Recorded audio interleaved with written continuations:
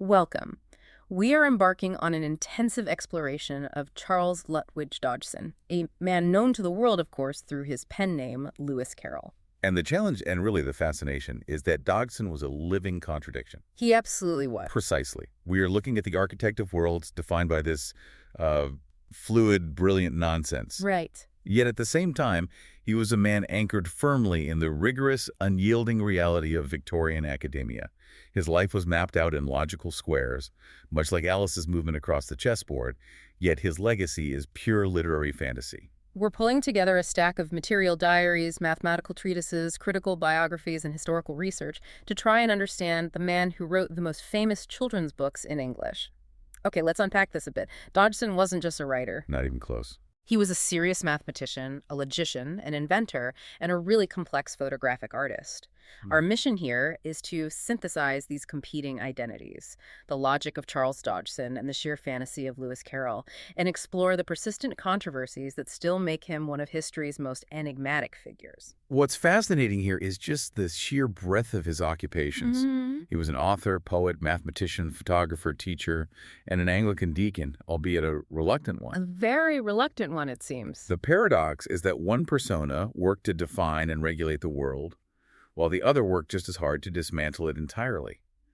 We need to see how that mathematical brain actually fueled the creativity and maybe vice versa. We really have to begin with the environment that manufactured the man, Mhm. his early life.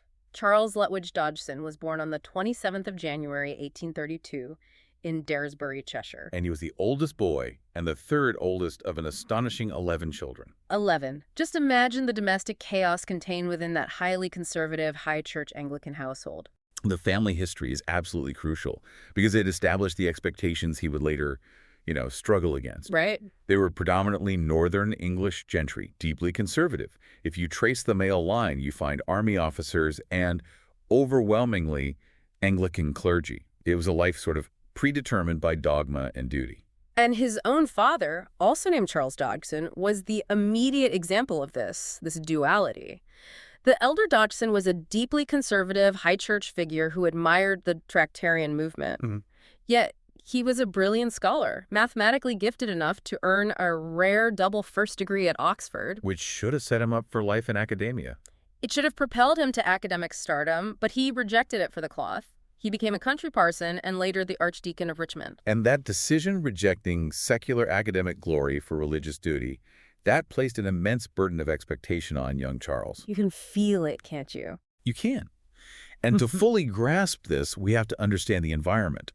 The Tractarian movement, which influenced his father, sought to revive these medieval high church traditions within the Church of England. It emphasized ritual, continuity with the ancient church, and the authority of the priesthood. So a very rigid world. Extremely.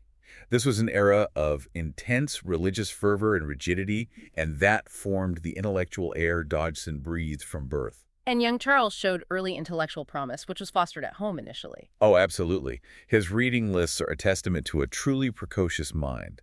We have records showing him reading monumental and complex religious works like John Bunyan's The Pilgrim's Progress before he was even 8 years old. Wow. He was intellectually sprinting while his peers were still toddling. But this intellectual gift was constantly challenged by physical and social difficulties that plagued him throughout his life. Yes, a childhood fever left him permanently deaf in one ear. Then, at 17, a severe attack of whooping cough seems to have permanently damaged his lungs. Leaving him with a chronically weak chest. A chronically weak chest and recurring respiratory issues, yes. These physical vulnerabilities likely deepened his sense of being, well, an outsider. And then there was the famous social difficulty, the stammer, which he referred to simply as his hesitation. It's important to be really clear about this. The stammer was a very real, complex condition, and it was shared by most of his siblings. Oh, I didn't know that. Yes, it certainly caused him anxiety and sometimes inhibited his social life. But you often hear this charming, but almost certainly apocryphal story that he was only fluent when speaking to children and stumbled only with adults. I've definitely heard that one. The evidence just doesn't support that claim. Children who knew him often recalled his difficulty speaking. However, it does seem to be true that the anxiety caused by his stammer was far more acute for him personally than it was for the people he was interacting with. Which brings us to a perfect piece of biographical myth-making, the Dodo nickname. The widespread theory is that the Dodo in Alice caricatured his difficulty pronouncing his own name, Dodo Dodgson, because of the stammer. It's a very compelling piece of literary analysis, but fundamentally it remains speculation. He did refer to himself as the Dodo, but the precise reasons are lost to us. We have to appreciate these biographical nuggets for their symbolic power, the logician reduced to an awkward, flightless bird, but also recognize they aren't documented fact. His formal education, which was supposed to refine him, started poorly. He was sent to rugby school in 1846. He was, by all accounts, miserable there. Oh, his time at rugby was horrific. He wrote years later that no earthly considerations would induce me to go through my 3 years again. That's a strong statement. It is, and he highlighted the systemic brutality, noting particularly that the younger boys were the main targets of older bullies. This sensitivity to cruelty and injustice, developed so early, is a theme we see reflected in the often harsh moral landscape of Wonderland. Yet, even amidst this unhappiness, his mathematical genius shone through immediately. His mathematics master proclaimed him a more promising boy than any other. That precision was just ingrained. It was. We have surviving evidence of his rigorous nature even then. His annotated math textbook, The Tutor's Assistant, is inscribed with a warning that translates to, "This book belongs to Charles Lutwidge Dodgson, hands off." That's amazing. That blend of serious academic focus and slightly playful sternness is quintessential Dodgson. That focus led him to Oxford, matriculating at his father's old college, Christ Church, in 1850. He was awarded a studentship nominated by the famous High Church theologian Canon Edward Pusey, reinforcing the family's religious connections. But early success was marred by immediate tragedy. He had only been in residence for 2 days in 1851 when he received the devastating news that his mother had died suddenly at 47 from inflammation of the brain. Oh, that's terrible. This loss, so early in his transition to independence, must have profoundly impacted him, even though he just buried himself in his studies. And despite not always being the most consistent student, his innate talent was impossible to suppress. He achieved his academic peak in 1854, obtaining first-class honors in the final honors school of mathematics. And not just first-class honors, he was at the very top of the list. Right. That academic success was the final key. It secured his career. In 1855, he won the Christ Church Mathematical Lectureship, a position that provided him with security and structure for 26 years. He remained a resident scholar at the college until his death in 1898. He bought himself a lifetime of intellectual freedom through mathematical rigor. And it's that stability, that routine, that's the foundation from which Lewis Carroll emerged. It is genuinely remarkable, isn't it, that a man who anchored his professional life in the strictest institution of mathematics could then launch a worldwide career based on pure, delightful fantasy. And he'd been writing for a while. Poetry and stories from childhood, contributing to his family magazine, Mishmash. And he was very critical of his own early work, a perfectionist. Even in 1855, he noted in his diary that he didn't think he had written anything worthy of real publication yet, though he was determined to improve. So he had standards, even for his creative work. That shows his dedication to craft. He treated his creative writing with the same serious judgment he applied to his math papers. The moment of divergence, the official separation, occurred in March 1856 when he published a romantic poem called Solitude in a magazine called The Train. This was the first time he used the name Lewis Carroll. And the creation of the pseudonym is the perfect piece of intellectual construction. It's a pure logic puzzle. Explain that. He took his given names, Charles Lutwidge. He performed a double translation, first to Latin, which gives you Carolus Ludovicus. Then he translated that back to English, but in a different order, which gives you Carroll Lewis. And finally, he just reversed them to create Lewis Carroll. That is stunning. It's not a random invention. It's a systematic, cryptographic construction. It emphasizes the absolute control he wanted over his identity. And it was chosen by the editor, Edmund Yates, from a list of 4 options Dodgson provided. So it was a conscious, deliberate effort to separate the serious academic, Dodgson, from the imaginative author, Carroll. The genesis of the Alice books then hinges on a change in his environment, the arrival of Dean Henry Liddell and his family at Christ Church in 1856. Dodgson, a keen amateur photographer by this point, quickly befriended the family. Particularly the 3 younger sisters, Lorena, Edith, and of course, Alice Liddell. Right. And he often took the children on excursions, including those famous rowing trips up the Isis River. We have to note, though, he was exceptionally cautious about these outings, always ensuring he was accompanied by an adult friend to avoid any hint of impropriety. Which speaks again to his meticulous nature and awareness of social codes. Always. The creation story is one of literature's most beloved moments. It happened on the 4th of July, 1862. Yes. On a sweltering summer afternoon during a rowing trip to Godstow. To amuse the children, Dodgson began inventing a story, improvising the outline of the tale on the spot for Alice Liddell. She was so captivated she begged him instantly, "Mr. Dodgson, you must write it out for me." And that initial request led to the manuscript Alice's Adventures Underground, which he painstakingly wrote out and even illustrated for her. He finally presented it in late 1864. But the push for publication came from outside. George MacDonald, the Scottish writer, and his children read the incomplete manuscript and were so enthusiastic that they encouraged Dodgson to seek a publisher. So he needed that external validation. It seemed so. That outside affirmation was vital for a man who, I think, often doubted his own creative merit. After considering titles like Alice Among the Fairies, he published it in 1865 as Alice's Adventures in Wonderland, featuring Sir John Tenniel's iconic illustrations. And the commercial success was, well, it was instant and colossal. Yeah, it exploded. It defined Victorian literary nonsense and brought fame and immense correspondence to Lewis Carroll. This fame was often burdensome for the fiercely private Dodgson, who struggled to reconcile his desire for privacy with his sudden status as a celebrity author. We have to pause on his denial. He consistently insisted that his literary heroine was not based on any single real child. This is where the paradox just deepens, isn't it? While Alice Liddell was the clear catalyst, and we know the acrostic poem at the end of Through the Looking Glass spells out her full name, Dodgson maintained the heroine was a composite, a fictional creation. So what's that about? Well, if you look at it through the lens of a logician, wasn't that denial a piece of calculated nonsense in itself? A deliberate act of protecting the real Alice by hiding the truth in a well-constructed lie, allowing the creative work to stand alone. That separation of identities leads directly to that fantastic Queen Victoria myth, the story that she enjoyed Alice so much she asked him to dedicate his next book to her. Only to receive the dense mathematical volume, a elementary treatise on determinants. It's a great story. It's a hilarious image, but one Dodgson strongly and repeatedly repudiated. He called the story utterly false in every particular. It would have been a profound betrayal of his personal rules. He maintained absolute segregation between the author of Alice and the author of mathematics. But the myth's existence shows how much the public wanted those two personas to collide. Exactly. 5 years later, the sequel, Through the Looking Glass and What Alice Found There, was published in 1871. And there's a general scholarly consensus that its tone is slightly darker than Wonderland. Many scholars connect that darker undertone to a period of intense personal reflection and grief. His beloved father died in 1868, a tragedy followed by a profound depressive episode for Dodgson. The shift in tone from the energetic chaos of Wonderland to the ordered yet melancholy world of the chessboard might well reflect his internal state during that period. Beyond Alice, his other great literary success was The Hunting of the Snark in 1876. This poem is perhaps his purest expression of philosophical nonsense. It chronicles the absurd journey of a crew searching for the mythical snark, only to discover the boojum.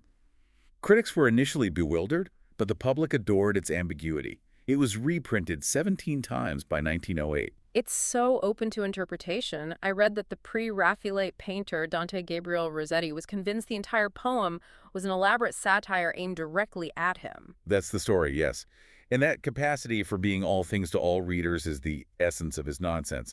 His final major effort, however, didn't quite match that brilliance. The two-volume Sylvie and Bruno. Published in 1889 and 1893.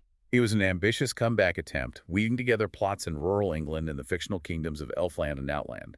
He used it as a vehicle to satirize various aspects of English society and the academic establishment he lived in. But while it was still published, it just lacked the focus and spontaneous energy of the Alice books. It's generally regarded as his lesser literary work. Now we have to step back across the boundary, back to the world of Charles Dodgson, the academic. This was his livelihood, his security, and his constant pursuit of verifiable truth. For 26 years, he was the Christ Church mathematical lecturer. And his contributions were far from trivial. He produced nearly a dozen books under his real name, tackling serious fields: geometry, linear and matrix algebra, mathematical logic, and recreational mathematics. It's this rigorous analytical mind that the world often forgets when they think of the Mad Hatter. Completely. Let's focus on mathematical logic for a moment, an area that has seen a significant resurgence in appreciation for Dodgson's originality. Absolutely. His work, particularly his final posthumously published work, Symbolic Logic Part 2, is groundbreaking. In it, he introduced a graphical method for assessing the validity of syllogisms, which he called method of trees. The method of trees, what does that actually mean? Well, modern logicians recognize this as the earliest use of what we now call a truth tree, a foundational tool in contemporary mathematical logic. He was decades ahead of his time in formalizing logical proofs in a visual, graphical way. So he was applying the same structural thinking that built the narrative framework of Wonderland to the fundamentals of logical truth. Exactly. He was formalizing structure, and his algebraic contributions also endure. He developed a method for evaluating determinants known as Dodgson condensation. That sounds very technical. It is, but it's a brilliant recursive method for reducing a complex matrix evaluation to simpler terms. This work, investigated much later by Robbins and Rumsey, actually led directly to the famous alternating sign matrix conjecture, now a proven theorem in combinatorial mathematics. His obscure Victorian calculations paved the way for modern combinatorial proofs. Beyond pure mathematics, he applied this precision to the real world, most surprisingly in civics and voting theory. Which is fascinating for a sheltered Oxford don, isn't it? He proposed Dodgson's method, which is a variant of the Condorcet method. The goal is to find the candidate who would require the fewest theoretical preference changes from voters to become the Condorcet winner. That is, the candidate who defeats every other candidate in a head-to-head comparison. So a way to find the true consensus choice. A very sophisticated way, yes. And in 1884, he went even further, proposing a proportional representation system. This is really visionary. It is. His system involved multi-member districts, single votes, quotas, and transferable votes. In modern terms, it's an early concept akin to what we now call liquid democracy, where voters can delegate their votes to others. The mind that gave us the Queen of Hearts was also attempting to perfect the mechanism of democratic representation. This obsession with perfection and regulation spilled over into his everyday life. He was a keen inventor of puzzles and small gadgets aimed at removing inefficiency. His recreational mathematics is famous. He produced the doublets puzzle in 1878, which you and I know today as the word ladder. Right, the challenge to link two words by changing only one letter at a time, with every intermediary step being a valid word, like seat to dodge, cat, CRT, DOT, dod. Exactly. And he published this weekly in Vanity Fair for 2 years. It's another perfect example of his obsession with sequence and minimal movement. If Wonderland is defined by constant, unpredictable transformations, Dodgson's puzzles demand predictable, minimal transformations. Now for the gadgets.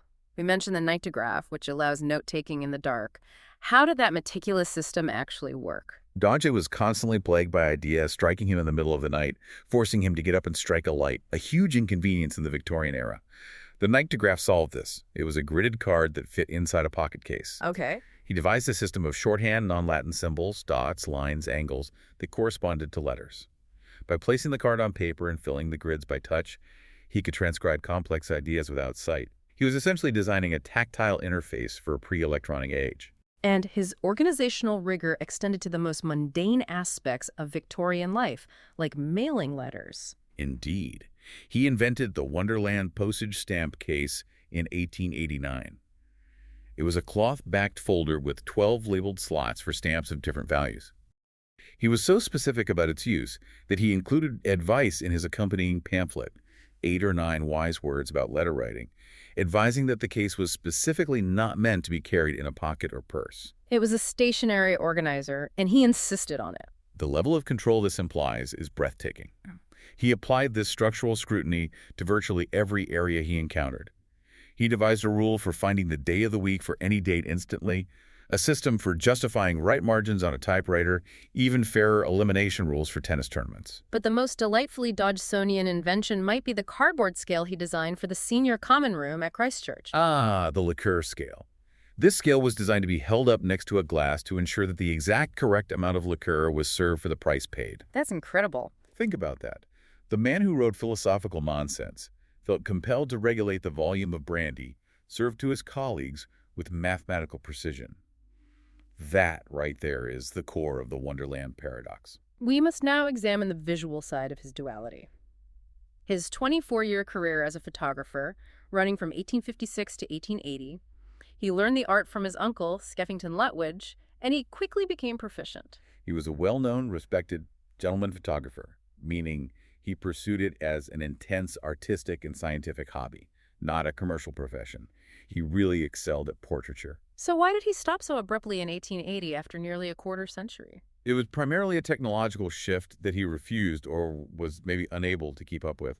Dodgson used the wet collodion process. What did that involve? This method required the photographer to coat a glass plate with collodion immediately before taking the picture, expose the plate while it was still wet, and then process it instantly, all within about 10 minutes. So it was a massive effort. Immense. Yeah. It often required a portable darkroom to be carted around on his expeditions.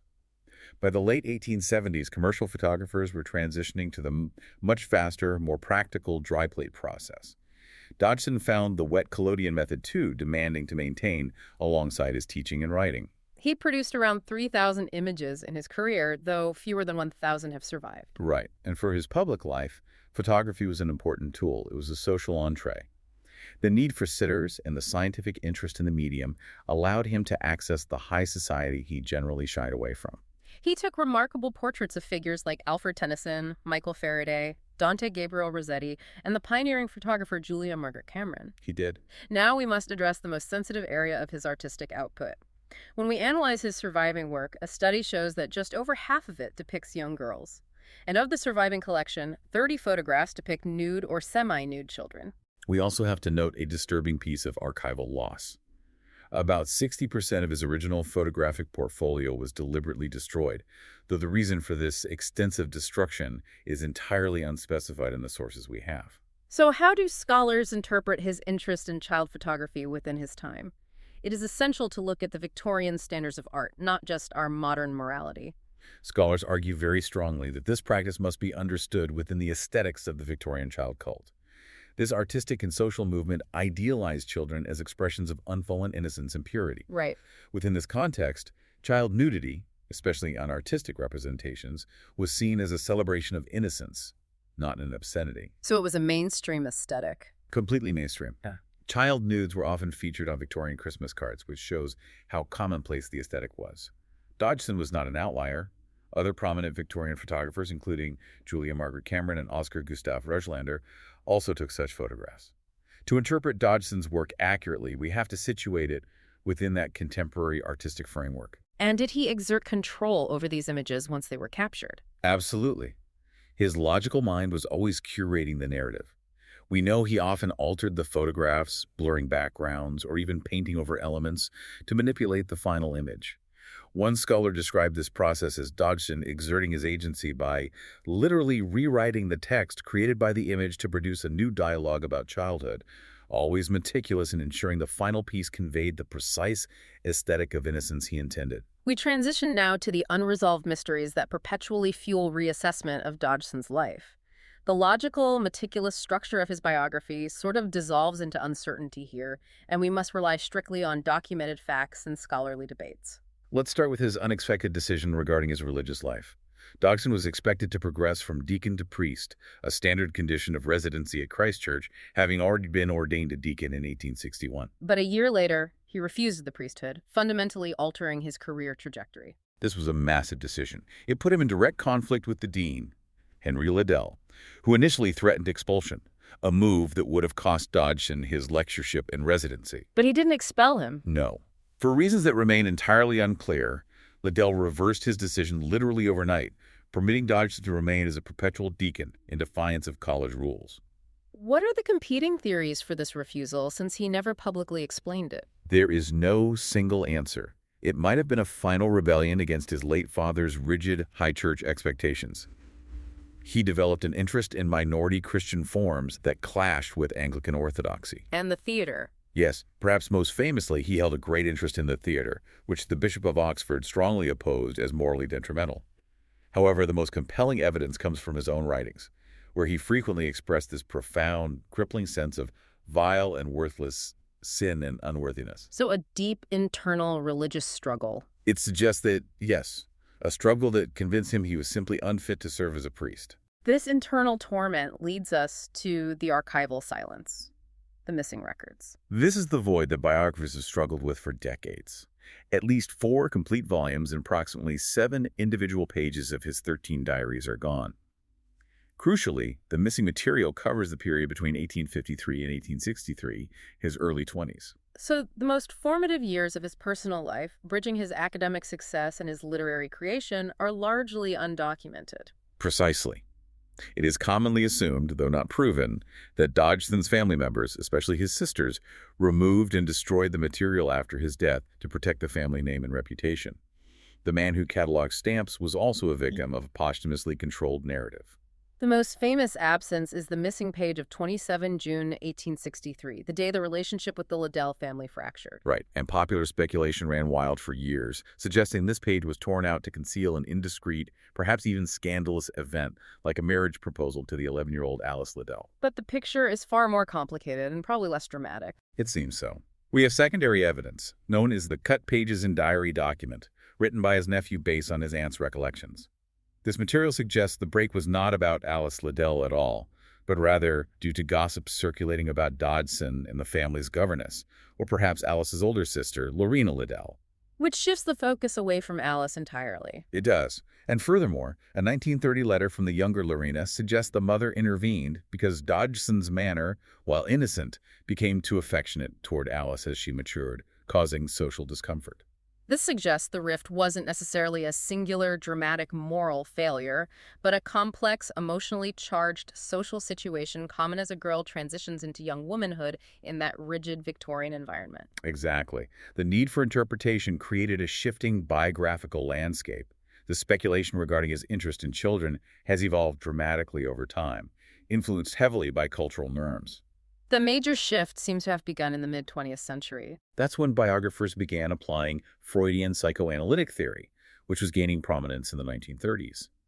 Biographers in the 1940s and later, like Morton Cohen, began to speculate that his aesthetic interest in children concealed an erotic element. Right. They suggested his assertion of pure aesthetic interest was naive, arguing that his sexual energy sought unconventional outlets.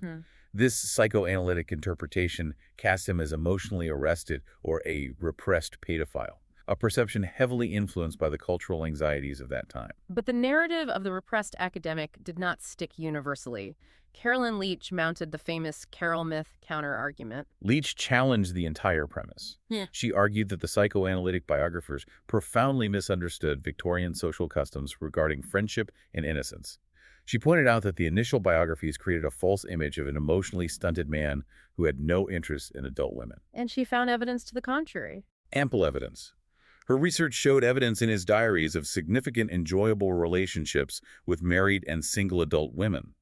She noted that many of his so-called child friends were actually in their late teens and 20s, but were addressed as children because of Victorian social nomenclature. This suggests that his well-meaning family, by destroying evidence of his adult relationships to preserve a sanitized, innocent image, inadvertently created the exact vacuum that later allowed the psychoanalytic theories to flourish. It's a tragic irony. The struggle to preserve his reputation ultimately led to its greatest stain. The complexity of this was brought into the spotlight dramatically by the 2015 BBC documentary, The Secret World of Lewis Carroll. That documentary attempted to critically examine his relationship with Alice and reignited the debate about improper conduct causing the Liddell rift. And its handling of evidence was highly problematic. The second part of the documentary featured a supposedly disturbing, full-frontal, nude photograph of Alice's adolescent sister, Lorena, suggesting it might be Dodgson's. And the speculation was based on an ambiguous L. Carroll attribution on the back. Scrawled in pencil by an unknown hand. The reaction from expert Carroll scholars was immediate and fierce. Leading scholars, including Jenny Wolfe and Edward Wakeling, immediately questioned the photo's authenticity. They pointed out that the image lacked Dodgson's meticulous catalog number, a glaring omission for a man obsessed with documentation. That's a huge red flag. It is. Wakeling definitively stated that Dodgson never made full-frontal studies, particularly a girl as mature as this, and that the Liddells would never have consented to it. And the BBC's handling of this specific, highly sensitive piece of evidence led to official intervention. It did. The BBC Trust ultimately ruled that the documentary could not be reshown in its current form. The trust found the BBC failed to adhere to ethical guidelines, specifically by not informing participants about the photo's inclusion during filming or giving them adequate time to react. It's a stark modern example of the danger of interpreting these serious historical matters through a sensationalizing modern lens. Confusing the aesthetics of the 19th century with the morality of the 21st. Finally, Dodgson has a unique, though perhaps tenuous, connection to medical history via his fiction. He accurately documented his first migraine with aura in 1880, describing the visual disturbances as shifting, structured patterns he called moving fortifications. And that leads to the naming of the specific migraine aura known as Alice in Wonderland syndrome, AIWS. This syndrome causes temporary disturbances in visual perception, often involving micropsia or macropsia making objects appear drastically smaller or larger than they are, mirroring Alice's fluctuating size. A neat connection. It is, but there is no evidence Dodgson himself suffered this specific type of aura, though he did suffer severe migraines and experience epileptiform seizures involving full loss of consciousness that left him disoriented.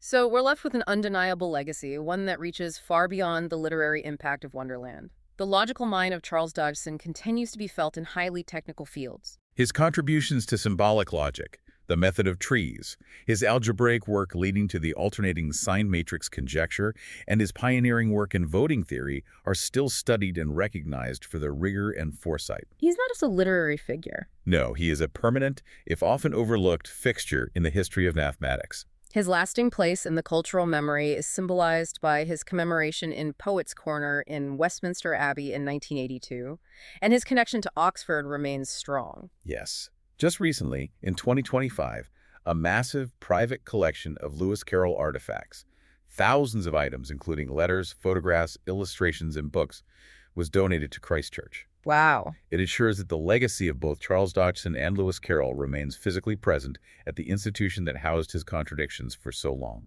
So we return to the core synthesis of this figure. He was an individual who spent his life applying mathematical and logical rigor to absolutely everything, from formal treatises on determinants to regulating the amount of liqueur poured in the common room. Yet this same precision machine channeled its creative output into philosophical nonsense, crafting worlds that defy every single rule the man himself lived by. He constructed chaos with the meticulousness of an architect. We've discussed the missing pages of his diary that fuel so much conjecture about the man he really was. Consider this final question.